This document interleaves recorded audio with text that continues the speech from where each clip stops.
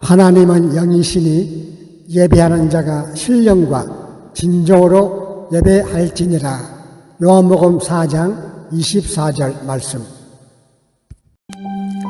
다 같이 주기도문 하겠습니다. 하늘에 계신 우리 아버지여, 이름이 거룩히 여김을 받으시오며 나라의 임하옵시며 뜻이 하늘에서 이룬 것 같이 땅에서도 이루어지이다. 오늘날 우리에게 일용할 양식을 주옵시고 우리가 우리에게 죄 지은 자를 사하여 준 것 같이 우리 죄를 사하여 주옵시고 우리를 시험에 들게 하지 마옵시고 다만 악에서 구하옵소서. 대개 나라와 권세와 영광이 아버지께 영원히 있사옵나이다. 아멘.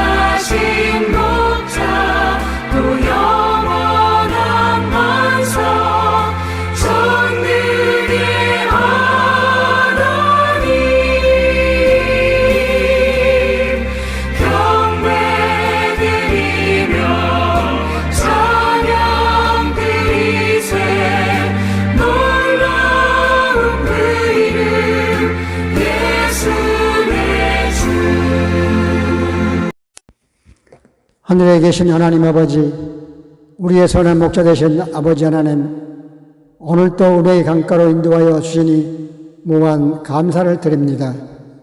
주님, 지난 시간 동안 우리 주님의 말씀대로 살지 못하고 우리의 생각을 따라 살았던 것을 반성하고 회개하오니 주여 용서해 주시고 날마다 주님의 뜻을 따라 살 수 있게 인도하시옵소서. 주님, 우리가 우리의 주위에 살아가는 많은 사람들을 보면 자신이 아니와 기쁨을 위해 살아가는 사람들이 너무나 많습니다. 그러나 유튜브 교회 예배를 드리는 우리 모든 성도님들은 죄 없으신 주님께서 죄인된 우리들을 위해 자기를 희생하신 사랑을 본받아 이웃의 다른 사람을 위해 헌신한 성도들의 삶이 되게 하여 주시옵소서. 오늘 우리가 드리는 이 예배가 주님께 영광을 드리는 축복의 자리가 되게 하시고 회복의 자리가 되게 하여 주시옵소서. 온 마음으로 주님의 놀라우신 은혜를 찬양하는 귀한 시간이 되게 하여 주시옵소서. 예배할 때 마음문이 활짝 열리게 하시고 찬양의 입술과 기도의 입술이 열리게 하셔서 우리 영혼이 온전히 하나님을 향하게 하여 주시옵소서. 수고하고 무거운 짐진 자들아 다 내게 오라. 내가 너희를 쉬게 하리라. 피곤하고 지친 영혼들이 오늘 주님 앞에 나왔습니다. 주님, 조국 대한민국이 정치적으로 혼란 속에 있습니다. 모든 권세는 주님께서 주신다고 로마서 13장은 말하고 있습니다. 대한민국의 권세를 주신 분도 주님이시오니 주님께서 선하게 인도해 주셔서 속히 진리가 승리하고 악은 무너지게 하시옵소서. 주님, 이번 한 주도 힘과 능력 주시는 하나님의 은혜를 누릴 수 있도록 우리를 축복하여 주시옵소서. 예배할 때 우리 마음속에는 염려와 근심이 우리를 괴롭히는 병마들이 물려가고 실타래처럼 엉겼던 우리들의 문제들이 주님 앞에서 해답을 찾게 하시며 말씀을 통해 기도 응답을 경험할 수 있도록 우리를 축복하여 주시옵소서. 하나님에 대한 지식으로 충만케 하시고 성령의 기름 부으심을 넘치도록 성도들에게 부어주어서 예수 믿고 천국 가는 넘친 소망으로 충만케 하여 주시옵소서. 오늘 예배 자리에 선 유튜브 교회 성도들에게 우리 주님의 구원의 축복이 충만케 하여 주실 믿사옵고 우리를 죄에서 구원하신 우리 구주 예수 그리스도 이름으로 간절히 기도드립니다. 아멘.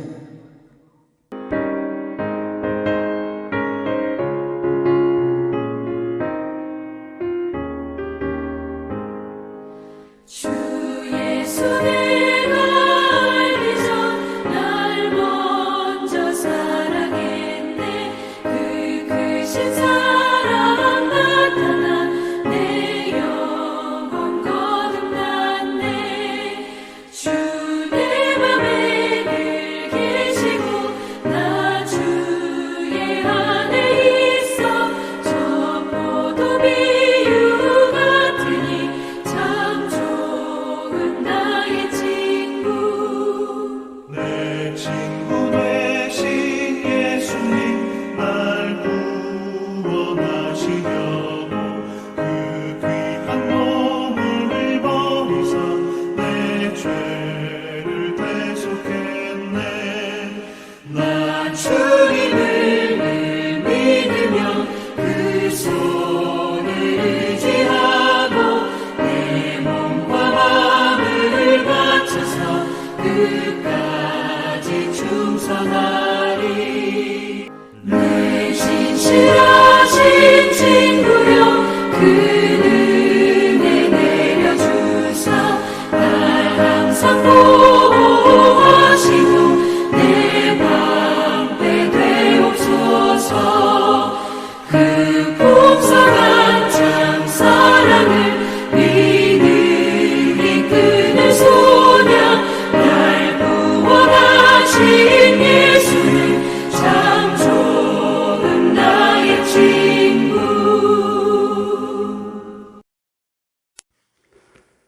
오늘의 본문 성경 말씀은 요한복음 11장 25절 26절 말씀으로 예수께서 이르시되 나는 부활이요 생명이니 나를 믿는 자는 죽어도 살겠고 무릇 살아서 나를 믿는 자는 영원히 죽지 아니하리니 이것을 내가 믿느냐. 아멘.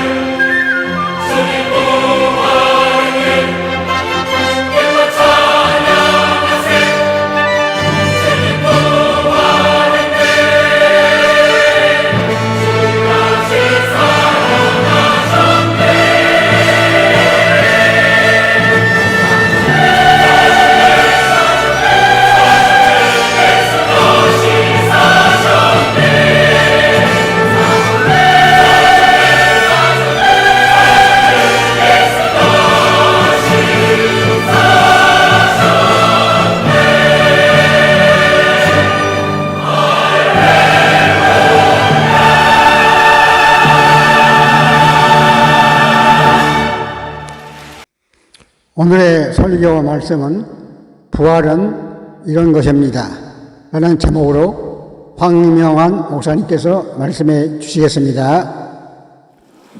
지난달에 어느 분과 식사를 하다가 제가 질문을 했습니다. 무슨 음식을 좋아하세요? 그랬더니 그분 하시는 말씀, 저는 아무거나 다 잘 먹습니다. 제가 먹는 것을 얼마나 좋아하는가 하면은 맛집 찾아다니는 게 취미거든요. 친한 친구하고 약속을 했습니다. 야, 천국 가면 맛있는 음식 못 먹을 텐데 죽기 전에 열심히 먹자. 그리고 둘이 함께 열심히 찾아다닙니다. 그러는 거예요. 제가 듣고서 천국에 가면 맛있는 음식이 없을 것 같아요. 그랬더니 그럴 것 같습니다. 그래요. 이분이 잘 믿는 분이고 실력 있는 분입니다. 근데 그런 말을 하는데 약간 놀랐습니다. 제가 말을 했죠. 천국에는 먹을 것이 엄청나게 많고 만난 것도 끝이 없습니다. 먹을 것이 없을 거라는 생각은 부활 개념에 대한 오해 때문입니다. 우리는 지금 이 땅에 살고 있는데 우리의 몸은 이 지구상에 살기에 적합한 몸을 받은 것입니다. 같은 지구상에 살아도 물고기는 물속에 살기에 적합한 몸을 받았고 새들은 공중을 날아다니기에 적합한 몸을 받은 것입니다.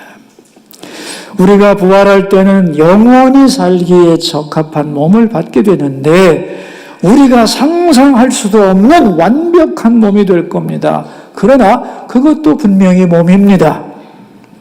몸이 있다는 것은 먹어야 한다는 뜻이고 그렇다면 음식이 있다는 것인데 왜 천국에 맛있는 것이 없겠어요? 성경에 보면 천국 잔치라는 말이 얼마나 많이 나오는데 생각해 보세요.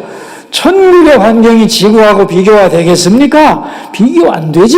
토질도 좋고 종자도 좋고 더 중요한 건 우리 몸이 완벽하다는 거죠. 입맛도 더 좋아질 것이고 소화가 안 돼가지고 이빨이 시려서 못 먹고 소화 안 돼서 못 먹고 살찔까 봐 못 먹고 그런 걱정 없는데 우리 혀가 느끼는 맛이라고 하는 것은 쓴신짠단, 쓴맛, 신맛, 단맛, 짠맛밖에 못 느끼지만 부활한 우리의 몸의 미각은 엄청나게 개발됩니다.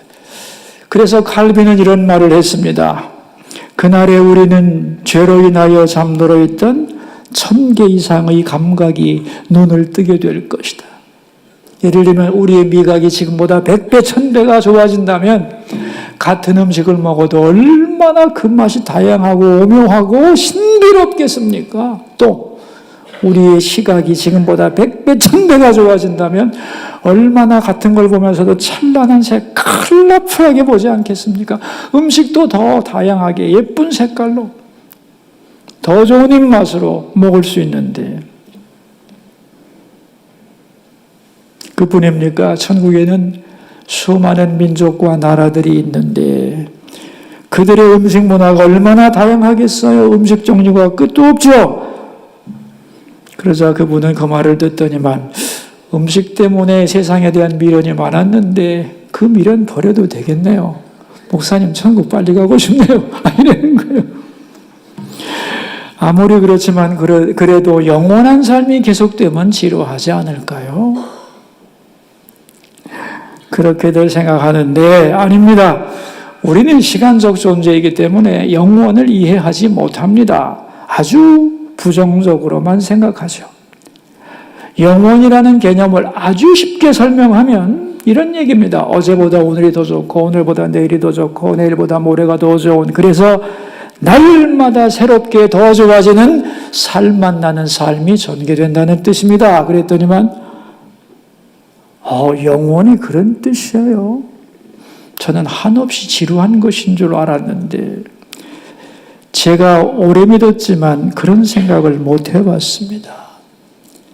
그러니까 천국에는 좋은 음식도 많고 재미있는 운동도 많고 숨막히게 아름다운 경치도 많고 하고 싶은 일도 많고 좋은 책도 많고 만나고 싶은 사람도 많고 감격이 끝없이 넘치는 곳이군요. 무엇보다도 하나님을 뵙고 그 영광에 취하고 예수님의 사랑에 감격하는 멋진 인생이 기다리고 있는 거군요. 목사님은 죽음과 천국을 연구하셨으니까 이런 얘기를 많은 분들에게 자꾸 알려주시면 기독교인들이 소망을 가지고 천국을 기대하지 않겠습니까? 그러더라고요. 여러분, 우리는 사도신경 끝에 뭐라고 고백하느냐 하면은 몸의 부활과 영생을 믿습니다. 이렇게 고백하죠. 몸의 부활. 그 부활이 이루어지면서 진정한 영생이 시작되는 겁니다. 그래서 R.A. 토레이 목사님은 이런 말을 했습니다. 우리는 내세에서 몸이 없는 영이 아니라 구원받은 우주에서 구원받은 몸을 가지게 될 것이다. 그러므로 우리는 유령으로 존재하는 것이 아니고 살아있는 몸으로 영생하는 것이고 우리는 비인격체로 존재하는 것이 아니라 더 완전하고 진정한 인간. 그래, 바로 이게 내 모습이야 라고 감격하는 그 모습으로 영원히 살아가는 것이 부활의 삶입니다. 그런 이야기를 했습니다. 지난 시간에 예수님은 나사로가 병들었다는 말을 듣고 그곳에 이틀 동안 더 머무셨는데 그동안에 나사로가 죽었다는 소식을 들은 얘기를 나누었죠. 오늘 본문 17절에 보면 이제 예수님이 죽었다는 소식을 듣고 베다니에 왔더니만 17절입니다. 예수께서 와서 보시니 나사로가 무덤에 있은지 이미 나흘이라. 장사된 지 나흘이나 지났더라는 거예요. 그런데 예수님이 오셨다는 말을 듣고 이제 나사로의 동생 마르다가 예수님을 영접하러 와서 하는 말이 21절입니다. 마르다가 예수께 여짜오되 주께서 여기 계셨더라면 내 오라버니가 죽지 아니하였겠나이다. 그러자 예수님이 그 말을 듣고 하신 말씀이 23절 예수께서 이르시되 내 오라비가 다시 살아나리라. 그러자 마르다는 말합니다.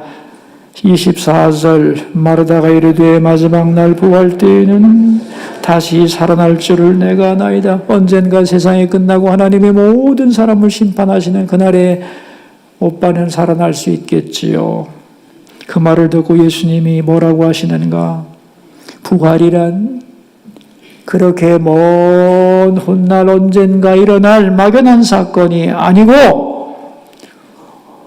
오늘 일어나야 하는 일이고 언제나 경험되어야 하는 사건이다. 그래서 25절과 26절을 말씀하는 겁니다. 예수께서 이르시되 나는 부활이요 생명이니 나를 믿는 자는 죽어도 살겠고 무릇 살아서 나를 믿는 자는 영원히 죽지 아니하리니 이것을 내가 믿느냐? 그러자 마르다는 대답합니다. 27절에서 내가 믿나이다.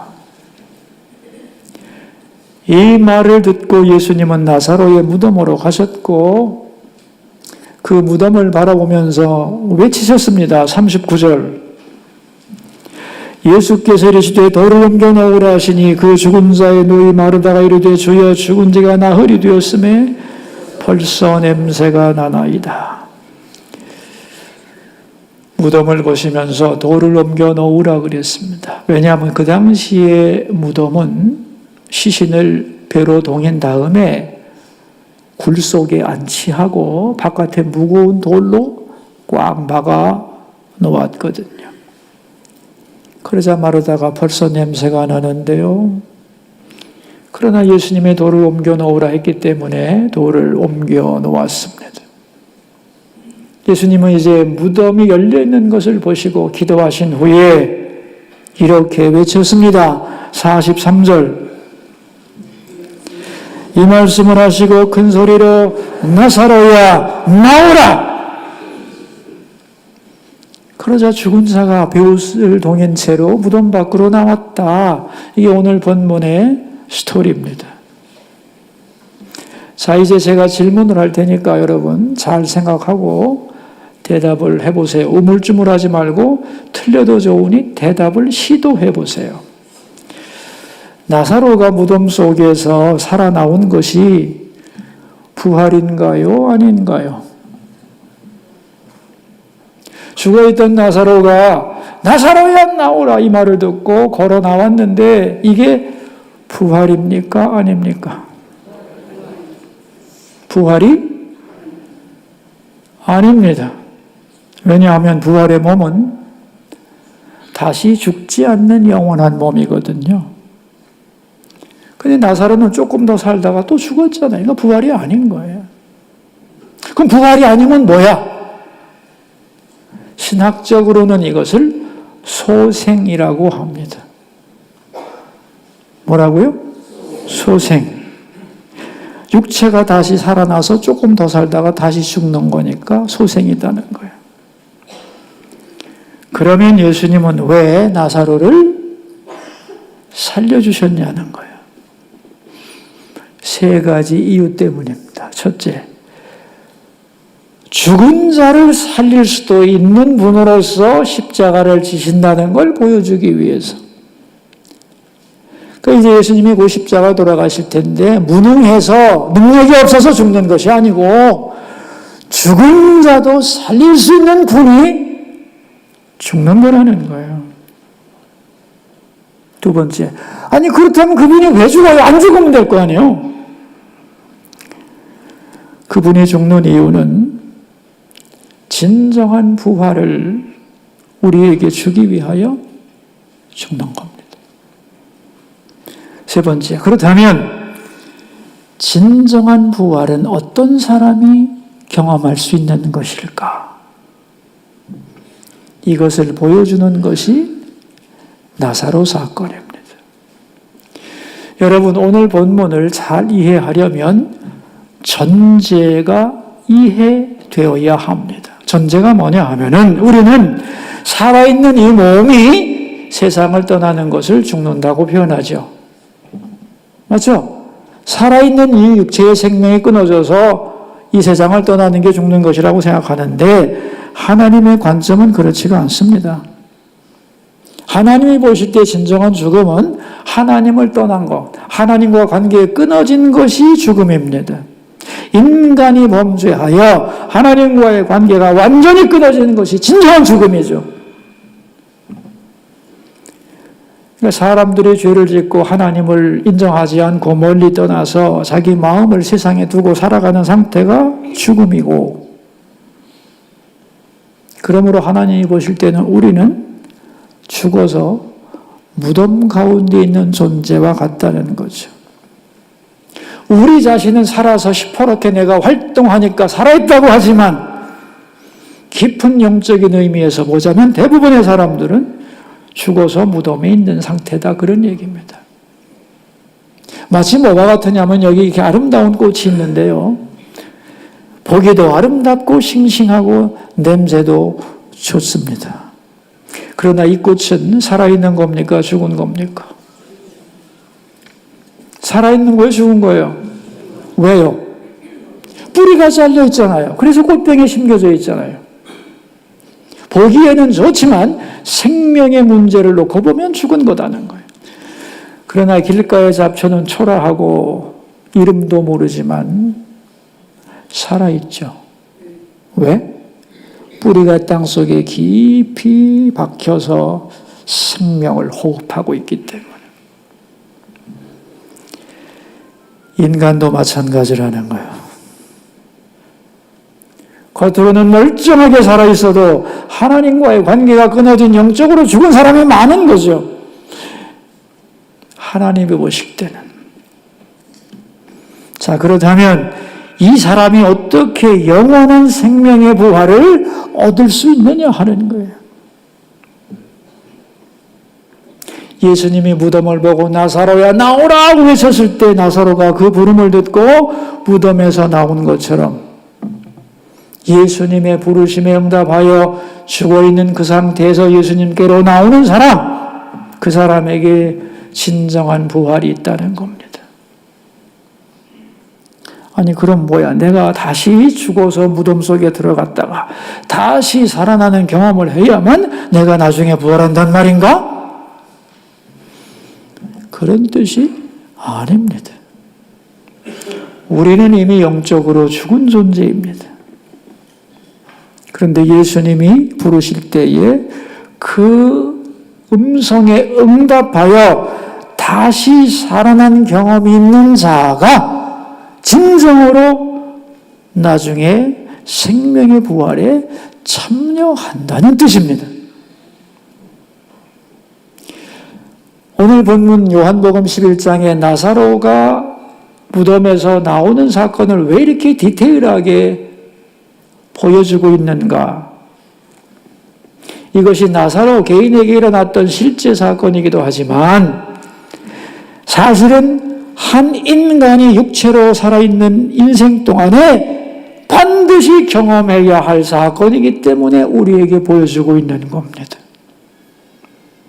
다시 말하면 나사로가 무덤에서 나온 사건은 우리 모두가 인생을 통하여 경험하는 사건이어야 한다는 거예요.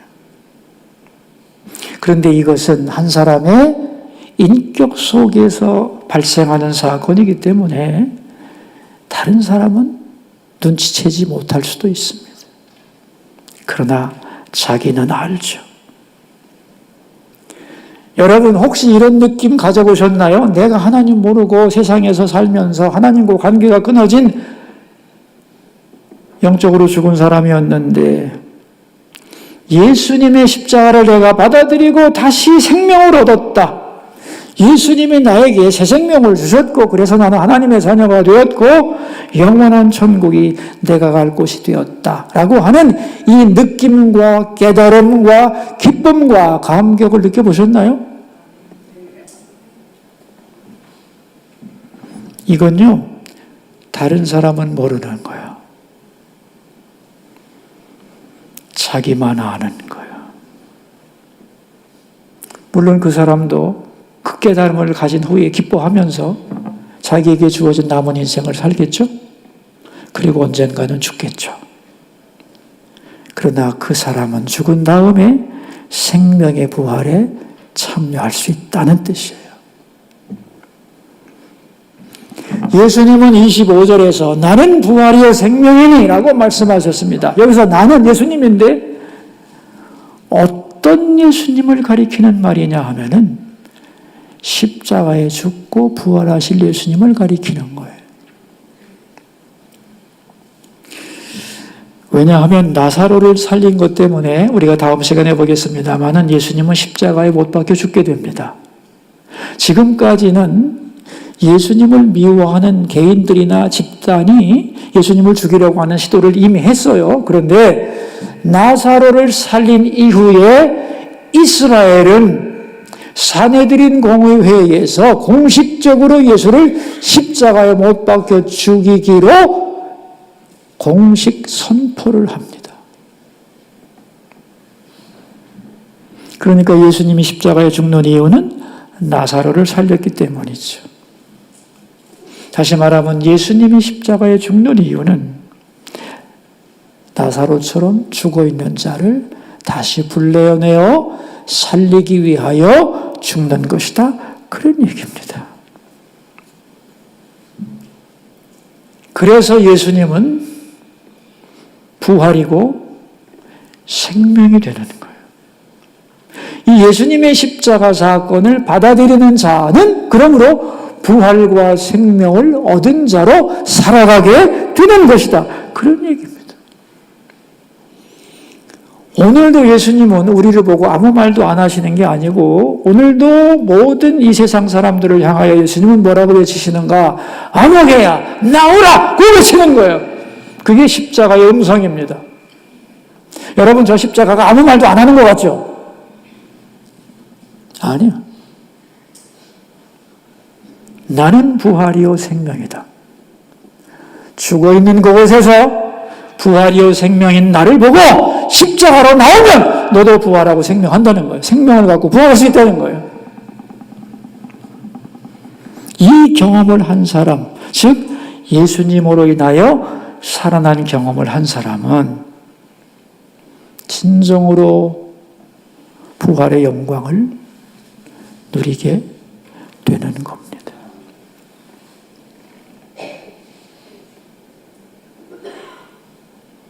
나사로 사건이 옛날 나사로 사건으로 끝나면 안 되는 거예요. 살아있는 동안에 내가 반드시 이 사건을 인격적으로 경험해야 되는 거예요.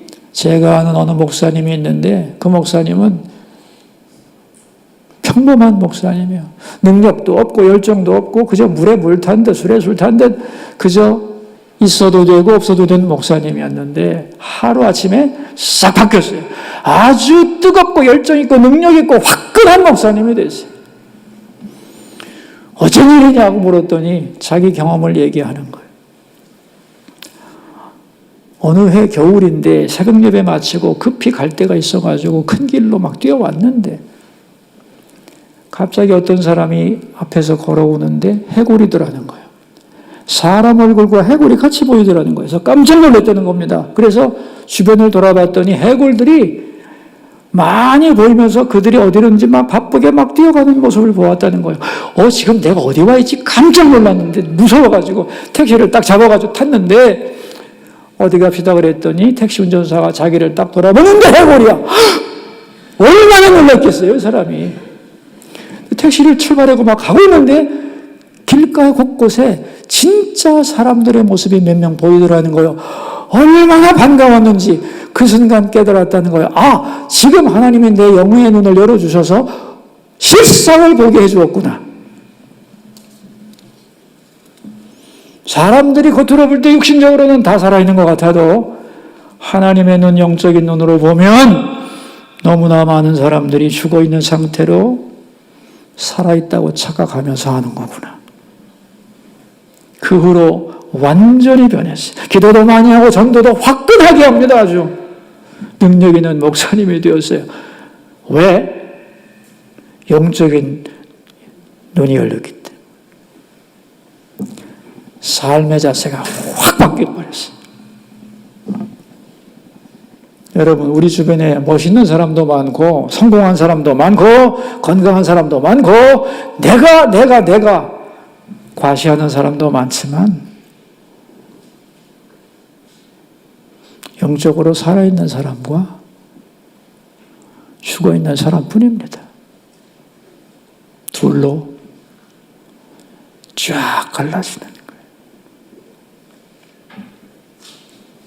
다들 시퍼렇게 살아있는 것 같지만 사실은 예수님의 십자가를 통하여 무덤 속에서 살아나온 경험이 있는 사람만 진짜 살아있는 사람이라는 거예요. 그 사람에게만 예수님의 부활 같은 진정한 생명의 부활이 약속되어 있는 것이죠. 그 사람에게 예수님의 부활은 나의 부활의 예표가 되기 때문에 예수님의 부활을 진정으로 기뻐하고 감격하게 되는 겁니다. 그러니까 예수님의 부활이라고 다 기쁜 게 아닙니다, 여러분. 부활을 보장받은 사람, 십자가로 거듭난 사람만이 예수님의 부활을 기뻐하고 감격하고 그 기대와 소망을 가지고 이 세상을 살아갈 수 있는 거죠. 여러분, 교회에서 자꾸만 부활 그러니까 너무 막연한 얘기 아니야. 내 코가 석자인데 뭐 죽은 다음에 있을지 없을지도 모르는 부활 얘기를 왜 이렇게 목사님은 열을 내고 하시나 그렇게 생각할지 모르는데 여러분, 부활이란 내가 믿어도 되고 안 믿어도 되는 게 아닙니다. 반드시 믿어야 되는 거예요. 왜냐하면 인생을 제대로 살 수가 없습니다. 부활을 믿지 않으면. 인생이 뭔지도 모르고 제대로 살 수도 없습니다. 왜냐하면 부활신앙 속에서 세상의 모든 것은 자기의 가치를 찾을 수 있기 때문이죠.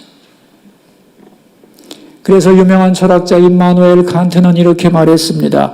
부활을 부정하는 세상의 모든 윤리는 무의미하다 그랬어요. 부활이 없는 세상의 모든 윤리는 무의미하다는 거예요. 원래 칸트가 윤리학자입니다. 철학도 했지만. 근데 아무리 윤리 말해도 부활을 인정하지 않는다면 윤리적이 될 필요가 없다는 거예요. 다 거짓말이라는 거예요, 그거. 내가 왜 선하게 살아야 되고, 왜 진실하게 살아야 되고, 의를 위해 고난을 받아야 되고, 왜 죽으면 끝인데 멋대로 살다 죽는 게 낫지. 왜 정의, 자유, 평등, 성, 선, 진리, 인내, 사랑에 목숨을 걸어야 하느냐 말이죠. 부활이 있기 때문에 그런 가치가 의미를 갖는다는 겁니다. 그러므로 부활이 없으면 인생을 모르는 것이고 제대로 살 수도 없는 거죠. 부활을 알고 그 빛에서 인생을 바라보아야만 세상이란 이런 것이구나. 이렇게 살아야 되겠다는 것을 깨달을 수 있고 어떤 경우에도 흔들리지 않고 올바른 길을 걸어갈 수 있는 것입니다. 그래서 부활이란 모든 가치의 종점이며 우리의 최후 모습이 되는 거죠. 그래서 부활을 인정하고 부활의 빛으로 볼 때에 나의 미래를 알 수 있고 바른 가치관을 가지고 살 수 있고 역사의 궁극적인 미래와 목적을 회복할 수 있는 것입니다. 여러분 중에 오늘 몇몇 분은 새로운 분을 초대해서 교회로 오게 하셨을 텐데 하나님을 믿지 않는 사람들은 하나님과의 관계가 끊어졌기 때문에 하나님 보시기에는 죽은 상태죠. 그들의 마음은 세상으로 꽉 차 있습니다. 그런데 나사로가 죽어있는 무덤을 보고 예수님이 뭐라고 했죠? 맨 먼저 한 말이 뭐예요? 돌을 옮겨 놓으라 그랬습니다. 여러분, 교회까지 나오는 게 돌을 옮겨 놓는 겁니다. 여기까지가 인간이 할 수 있는 일이요. 여기까지는 우리가 해야죠. 그죠? 나머지는 누가 하시나? 예수님이 하시는 거예요. 예수님이 십자가에서 나사로야 나오라! 하고 외치는 거예요. 그 음성을 듣고 내가 정말 산다고 했지만 산 게 아니구나. 나는 이 세상에 묶여 있었구나. 나는 죽어 있었구나. 이제 십자가에서 부르시는 예수님의 음성을 듣고 내가 떠났던 아버지께로 돌아가야지. 그것이 바로 무덤에서 나오는 일인 거죠. 교회는 다니지만 십자가의 부르심을 듣고 무덤 밖으로 나오지 않은 사람도 교인 중에 있을 것이고 그런 사람은 반드시 오늘의 경험을 할 수 있기 바라고 오늘 초대받은 손님들도 반드시 나사로야 나오라 하고 내 이름을 부르면서 나오라고 하시는 십자가의 부르심에 응답하여 나올 수 있는 은혜가 있기를 주의 이름으로 축원합니다. 그리고 우리가 이런 경험을 했다면 매번 십자가를 바라볼 때마다 그때마다 다시 일어서서 주께로 나가는 은혜 우리에게 모두 있기를 주의 이름으로 축원합니다. 모든 것이 주께로부터 왔으니 이 예물을 주께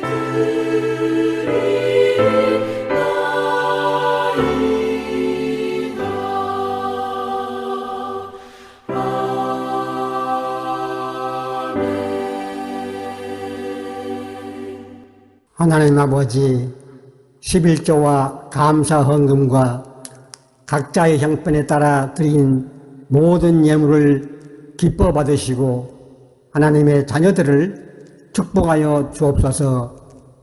예수님 이름으로 기도합니다. 아멘. 주기도 송과 축도로 예배를 마치겠습니다.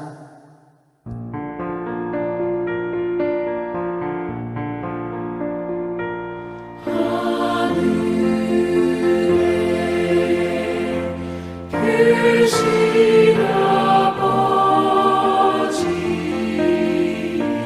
이름 거룩하사 주님 나라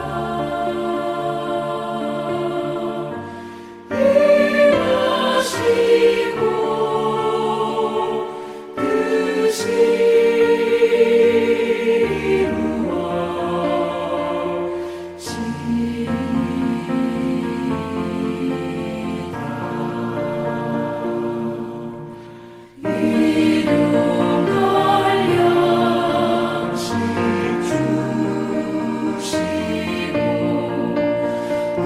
우리들의 큰 죄 다 용서하옵시고 또 시험에 들게 마시고 악에서 구원하소서. 내게 주의 나라 주의 권세 주의 영광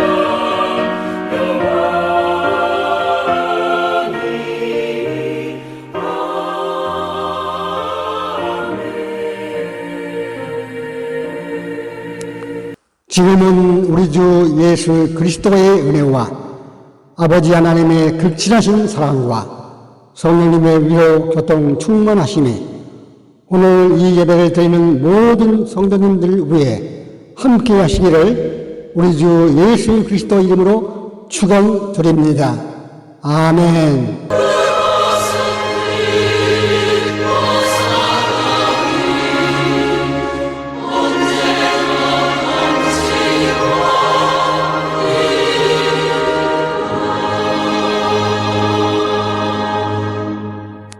이것으로 이번 주 유튜브 교회 예배를 마치겠습니다. 다음 주 기쁨으로 다시 만나시겠습니다. 할렐루야! 매월 첫 주는 성만찬 주일입니다. 천국열차 유튜브 교회 성도님들은 성찬에 참여하시기를 권유드립니다.